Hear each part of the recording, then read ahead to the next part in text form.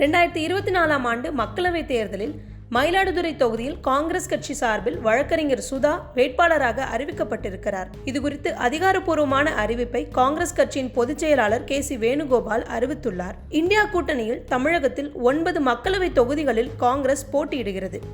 இந்த நிலையில் 7 தொகுதிகளுக்கான வேட்பாளர்கள் அறிவிக்கப்பட்ட நிலையில் திருநெல்வேலி மற்றும் மயிலாடுதுறை வேட்பாளர் அறிவிப்பில் இழுபறி நீடித்தது. இந்த நிலையில்தான் வேட்புமனு தாக்கல் தொடங்கிய முதல் நாளில் திருநெல்வேலி தொகுதிக்கான வேட்பாளரும், வேட்புமனு தாக்கலின் 2வது நாளில் மயிலாடுதுறை தொகுதிக்கான வேட்பாளரும் அறிவித்திருக்கிறது காங்கிரஸ். மயிலாடுதுறை வேட்பாளராக வழக்கறிஞர் சுதா அறிவிக்கப்பட்டிருக்கிறார். அவரின் பின்னணி என்ன? திருவள்ளூர் மாவட்டம் கும்மிடிப்பூண்டியைச் சேர்ந்தவர் ராமகிருஷ்ணன் என்பவரின் மகள் தான் சுதா ராமகிருஷ்ணன். வழக்கறிஞரான இவர் சென்னை உயர்நீதிமன்றத்தில் பணியாற்றி வருகிறார். காங்கிரஸ் கட்சியை சேர்ந்த இவர் கடந்த 2020ஆம் ஆண்டு முதல் தமிழக மகிழா காங்கிரஸ் கட்சி தலைவராக பதவி வகித்து வருகிறார். கன்னியாகுமரி முதல் காஷ்மீர் வரையிலான பாரத் ஜோடோ யாத்திரையில் ராகுல் காந்தியுடன் வழக்கறிஞர் சுதா ராமகிருஷ்ணன் நடந்து சென்றார் என்பது குறிப்பிடத்தக்கது.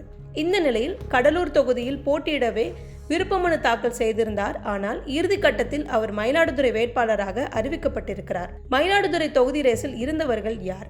மயிலாடுதுறை தொகுதியில் காங்கிரஸ் கட்சி சார்பில் போட்டியிட பிரவீன் சக்கரவர்த்தி, மணிசங்கர் ஐயர், செல்லக்குமார், MP திருநாவுக்கரசர், சுதா ஆகியோரது பெயர் பரிசீலனையில் இருந்தது.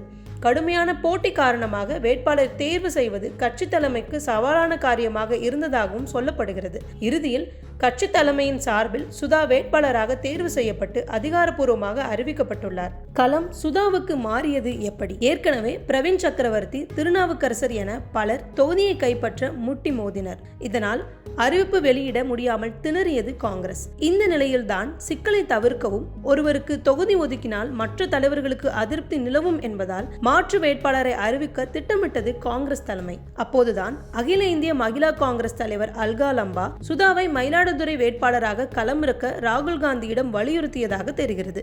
குறிப்பாக காங்கிரஸில் உள்ள எந்த பிரிவுகளில் இருந்தும் பெரிதாக வேட்பாளர்கள் அறிவிக்கவில்லை.